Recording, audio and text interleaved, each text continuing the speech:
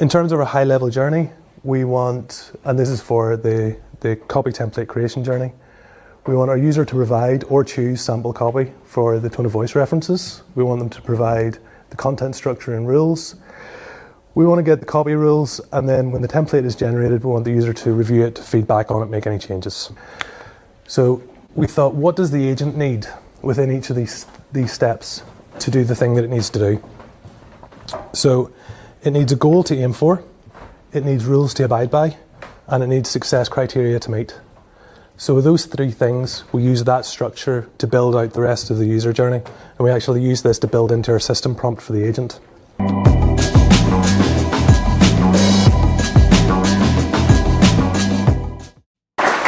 Thanks, Damian.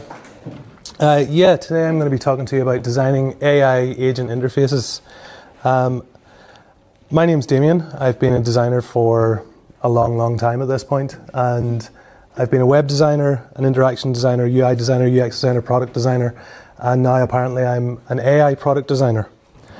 I work at a company called Ocula, and about this time last year we had a product called Boost. And what Boost did was it analysed and scored product page performance across e-commerce platforms. As part of this, we created an agent that would generate world-class product copy, and our customers absolutely loved it. So earlier this year, we took a decision as a company to pivot, and pivoted to build out this smaller, more focused AI agent product, and we called it Copywriter. A bit on the nose, I know, but it does exactly what it says in the tin. Copywriter allows customers to supply raw product copy, supply raw product data to the agent, generate search optimized product copy, and it matches the customer's tone of voice, content structure and rules, and copy rules. And it does this at a scale of up to 5,000 items at a time. So as part of this pivot, we were going to have to completely redesign the platform experience. What we had before was very much a SaaS platform structure. And one of the questions that I was asked was, how do we make this a more agentic experience? I had absolutely no idea. So I had to find out. So what's the challenge with designing for AI? Not with AI, but for AI. So there's a bit of a difference between the SaaS and the AI experience. In terms of journey, SaaS is deterministic. You design each of the touch points. You can be very precise with it. AI is non-deterministic, and I can't say that word, it drives me nuts. It's probabilistic in that if you give the same prompt 5 times, it can take a different journey to get to the same goal. In terms of features, SaaS features are static. You go in and it's the same features every time, unless they add a new feature. AI features are dynamic in that if you go in and you need a feature created, it can spin up the feature for you. You can interact with it. It can then deprecate it in the same within the same window. The success measure for SaaS is around efficiency. Like, am I faster at what I'm doing because I'm using this product? Whereas AI is more about effectiveness. It's like, I want it to achieve this goal, and if it achieves this goal, then it is a success. The mental model for these two things is quite different as well. SaaS is operational. You go in, I'm going to operate this machine and use the SaaS product to do it. AI is more collaborative, so you work with the agent to achieve the goal that you set out to achieve. And there's a bit around visibility as well. SaaS is visible. You go in, you can see all the components, you can see all the interactions, you can see all the data. AI, there's an invisible aspect to it. So you can go in and you can see the components, but there's also stuff happening in the background that's out of your, you can't see happening. It just kind of happens without your knowledge. What about UI patterns? With SaaS, we've been building SaaS products for 20, 25 years now. These patterns are well established. We've been using them for so long. They've been built and tested to destruction.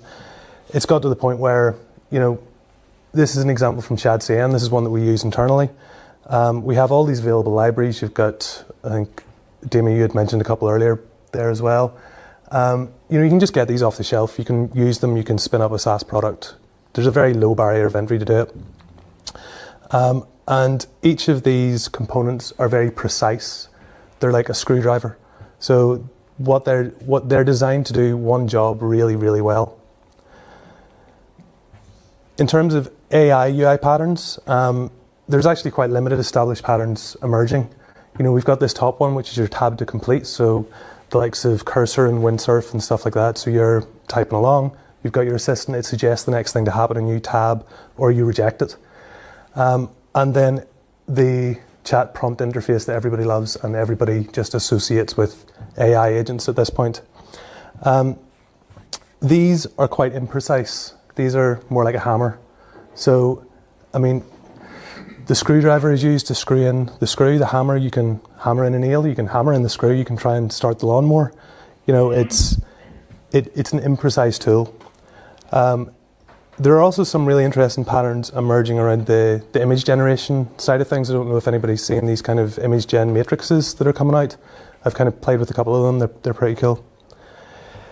So I'm going to talk a little bit about how we've done it. So I'm going to talk about our copy template creation journey use case. Bit of a mouthful. I'm also going to put out a disclaimer at this point that this is not best practice. This is not the way to do it. This is just how we did it. I don't know what best practice is. I don't think there is a best practice at this point. But I just wanted to share with everybody because there's just some things that I picked up along the way that I thought were quite interesting. So before we started out, we set out our agentic principles. So we had our product principles, our design principles, but because we were starting to build an AI agent, we thought, right, we need to have a bit of a think about this. Like, what do we want to hold ourselves to?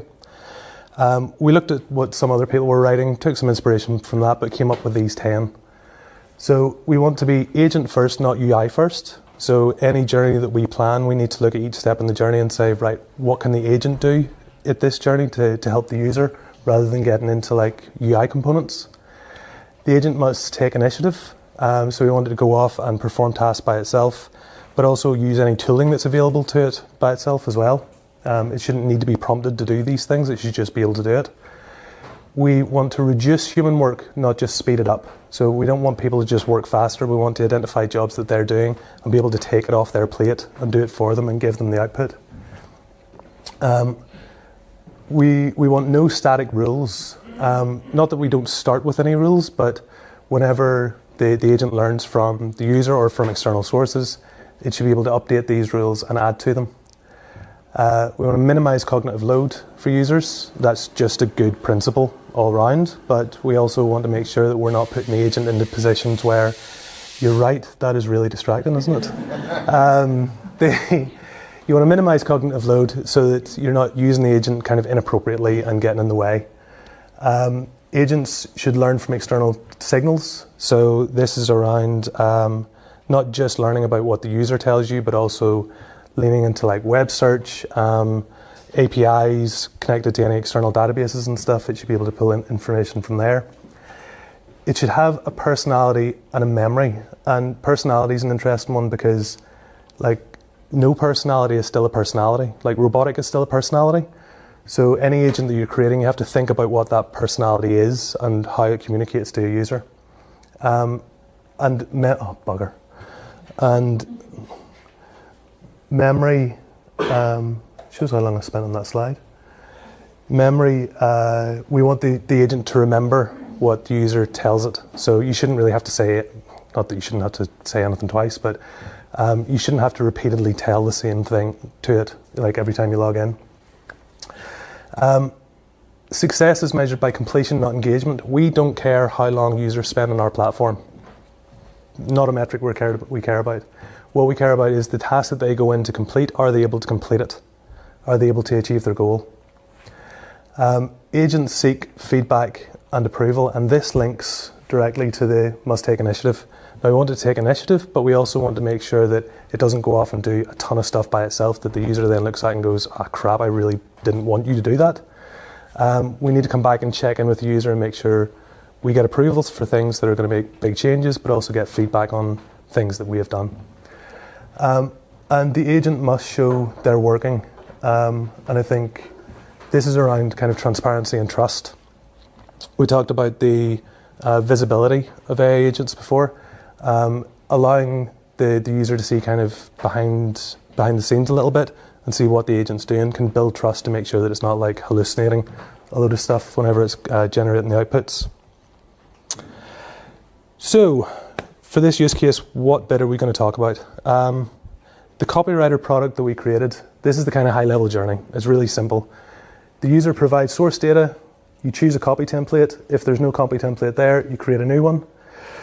You review the samples that are generated, provide some feedback, and then you can generate the full collection. And once you get the full collection of up to like 5,000 items, you can access it and download it, upload it to your PIM system.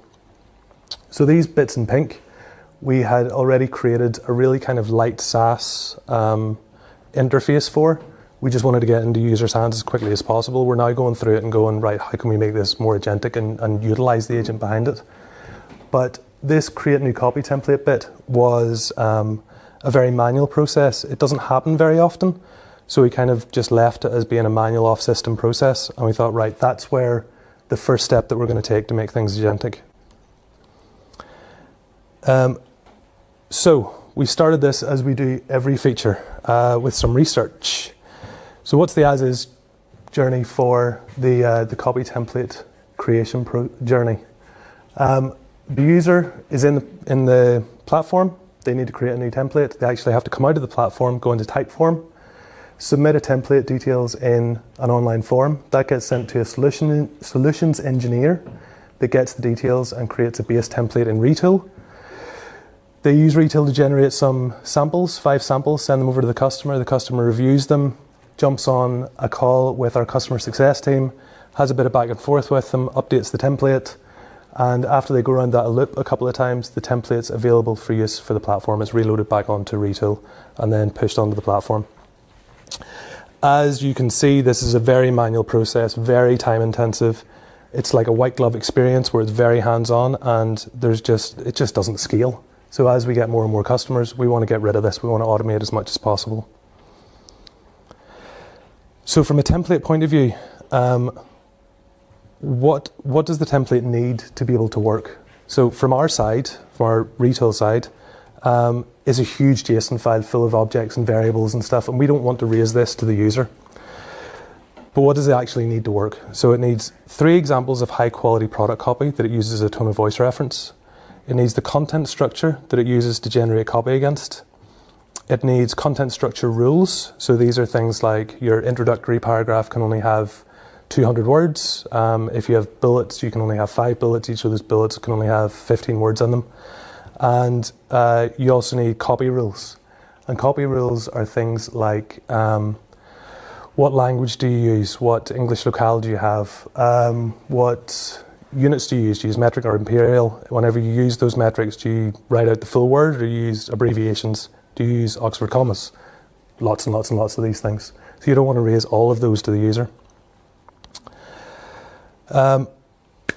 Speaking of the users, who are the users? So we have 2 up here that we've been focusing on for this feature. We have about 4.5, 5-ish that we have for the whole platform. We used some tools like Agency AI and... Does anybody know Agency AI? No, we've been using it internally. It's like a customer success tool. It's really, really cool. So we've been using Agency AI and Notion to analyse how our customers have been providing their data, and also spoke to our customer success team, got a lot of first-hand feedback from them. And what we found out is that some of our customers have the exact examples that they want to provide. They're like, yep, these 3 examples, cool, let's go. Some have no idea what good looks like in terms of product copy, and they just prefer to be guided and be directed. Some have difficulty in articulating rules. Others have very complex guidance and rules and requirements that they need to provide and have no problem doing so. Some don't have a brand tone of voice. We work with it's like huge hardware stores in America, and they're like, we don't have a brand tone of voice, we don't care, just give us copy. And others need very, very specific brand tone of voice alignment. Some of them have copy that's so poor that they have come to us and said, anything you give us is better than what we've got. We'll take anything. Like the template doesn't really matter.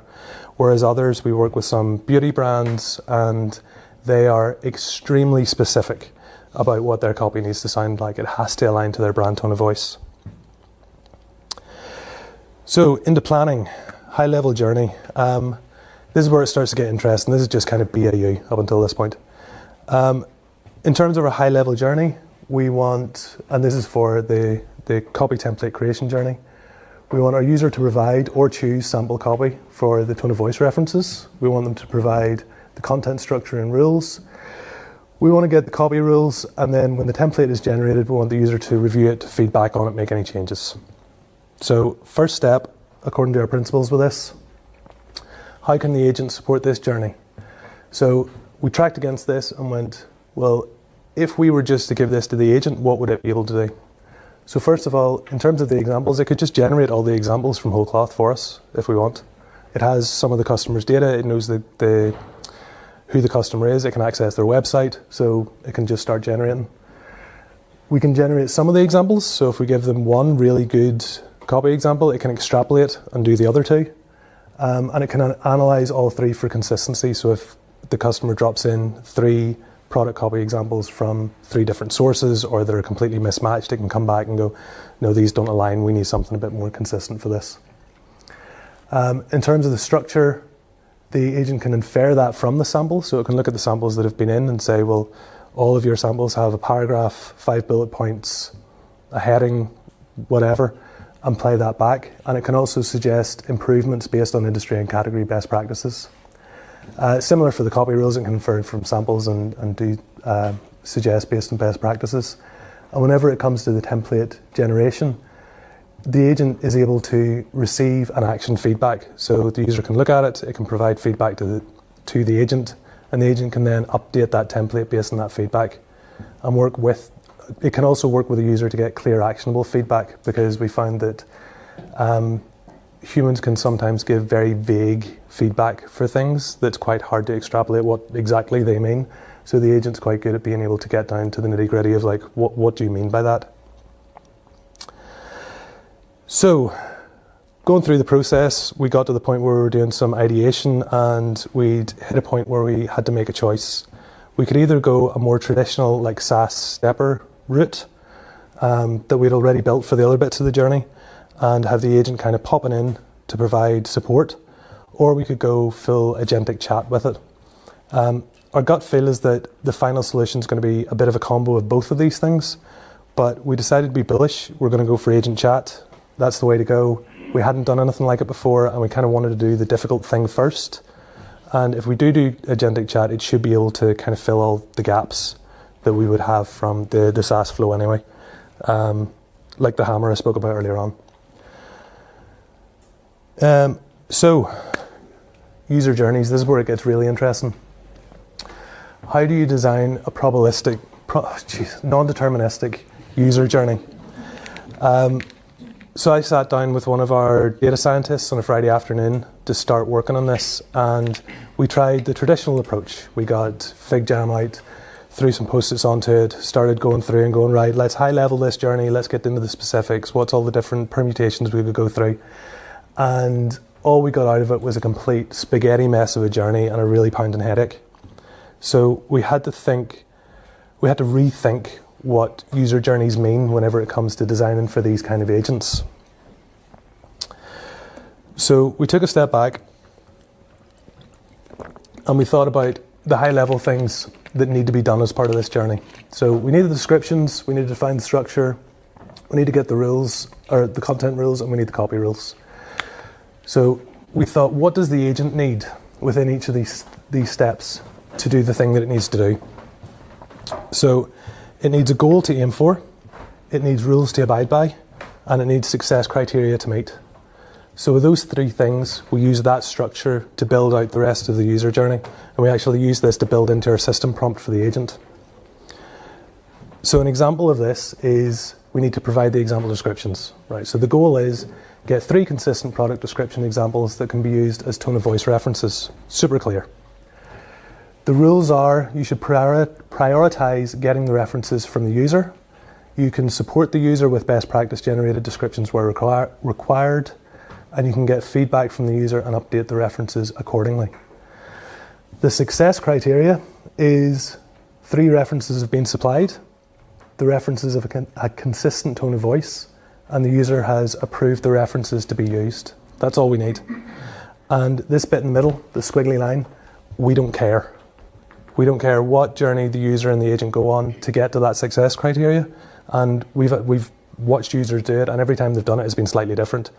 So it means that they can just go down that journey, have their chat, and then once they reach the success criteria, move on to the next step of the journey. So what about our agent interactions? Once we've done our journey, the next thing we wanted to think about was how we wanted the user interactions to feel. Now, geez, that's blurry. There's a certain amount that comes through the UI. So if you can see the difference between ChatGPT and Claude, you've got your visual difference there that has a feel about it. But the most difference whenever it comes to agent, it's how they sound and how they interact. So how is that bit designed? So how should the agent feel? Firstly, we created some guidelines for what kind of personality we wanted this agent to have. So we put together this list of core traits and personality, and this is actually a screenshot out of our Notion document. So we had about, I think it was about 10 or 12 of these core traits and personality. We could have just said, we wanted to be professional, friendly, whatever. But the more context and more information that you give these agents within these system prompts, the more aligned it is to what you actually want it to be at the end. So this has changed, this has been modified as we went through testing and iteration. We've updated this, and we've changed the agent personality a little bit as we went. We then had to design what the agent will sound like. So we've done our traits and personality. To a certain extent, that will give it a little bit of a tone of voice. It'll start to sound a certain way. But for it to know what to sound like, it needs some examples. In the same way that we pick up language from each other, if we give it examples, it'll learn how we expect it to talk. So we reviewed the high-level journey. We identified some user-agent interaction points, and we gave the agent examples of what we expected it to respond. And we literally me and the head of product sat opposite each other in a table and just talked through it and went, right, if I say this, what do you expect it to say? And just wrote it down. This again is a copy and paste out of our systems prompt. This is actually what we gave it. We created about 25 of these of all different examples and used that within the system prompt whenever we were designing the agent. So, UI interface components, had to get there at some point. From a UI component perspective, the chat interface is really simple. It's pretty straightforward. There's tons of them out there. They all are very, very similar. As I mentioned before, we use ShadCN as our UI library on the app. Really fortuitous for us. The same day that we started doing research on this, Vercel, the guys that make V0, the rapid prototyping tool, had released an AI SDK that used ShadCN components for their chat interface. So we were actually able to go and just get the library and use it. I brought that local, made a couple of changes to it. We use this little robot guy with a thinking for some of our stuff to increase the personality on it. And yeah, it just worked kind of out of the box pretty well. The interesting bit was whenever we had to work out how to show the template as part of this. So we're going through this, we're generating this template. We looked at it how some of the other platforms did it, and Claude has the concept of artifacts. ChatGPT has a similar thing called Canvas. So we decided we would show the template as one of these objects throughout the journey. And at the moment, we're just using markup to style it. But as the user gives feedback on this, it changes in front of the user, and they can see all the changes and feedback that's happening to it along the way. So with the chat on the left-hand side, the template there, it feels like you and the agent are talking together, and the agent's updating it as you go. So we've got our journey, we've got our personality, we've got a little bit of a UI. How do we prototype this thing? How do we get it in front of users and see how do we test it? How do we iterate it? I started trying to prototype this with Figma and V0 and Lovable and a couple of those tools, and it just didn't work. So I got talking to our engineers, and they told me about Claude Code. Has anybody used Claude Code? Does anybody know it? Yes? Yeah, a couple of people. for those that haven't, Claude Code is basically like the underlying brain of Claude. So what you get on the web is Claude Code with the Claude system prompt over it, so you get the Claude personality through it. Claude Code is like really snippy. There's like robotic personality in there. But what it means is that you can download this. You can get it on the web now, but at that time you had to download it and run it locally. So I was able to download this, fire it into a folder, open up the Claude MD file, and put our system prompt into it so that I could start interacting with it like our agent. So I created a system prompt based on the context of the platform, the template requirements, user journey and success criteria, the agent conversation examples that we've just went through all of those. And I also provided a link to the template JSON that I showed at the very start as well. So all of that is now in the context window of Claude and the systems prompt. So Claude Code runs in the terminal locally, or at least then it did. It sounds like I'm talking ages ago. This is like 3 weeks ago. So I was able to fire up the agent, start playing with it, see how it interacted, make tweaks to the system prompt, go back and forth and kind of like finesse it to where I wanted it to be. And the good thing about this was I was able to give this to one of our solutions engineers, just give him my laptop, and he was able to create one of these templates going through this agent journey that outputted a JSON file because it had access to the JSON file that it knew it was going to have to generate. It was able to output the JSON file and he was able to put it into Retool, align it to one of our customers, and it just worked. So I was like, cool, this works. So now that we've done all that, we've designed the journey, got the interface, prototyped and tested it, we were able to build and release it. So our DS team was able to build out a working proof of concept. As part of this build process, we also did a huge internal QA red flagging and bug bashing session that was super fun. So this is red flagging is basically where you try and get an AI agent to do something it's not supposed to do. So this is where you try and get it to build you a bomb or give you the recipe for anthrax, or we were trying to get it to, every product description is actually a recipe for a blueberry muffin. And then you try and get it to accept weird feedback as well. So we were like, oh no, I don't like the tone of voice of this, it's too blue spaghetti. I was like, what the fuck? Yeah, so we did all this to kind of see how it would react. And based on that, we were able to change the system prompt and update it before we released it. So we were able to release this to a couple of friendly customers behind a feature flag, and they started using it. And the initial feedback was really good. We had to make a couple of small tweaks, but they've been using it since then, and it's working really well. So now that it's been released, how do you monitor?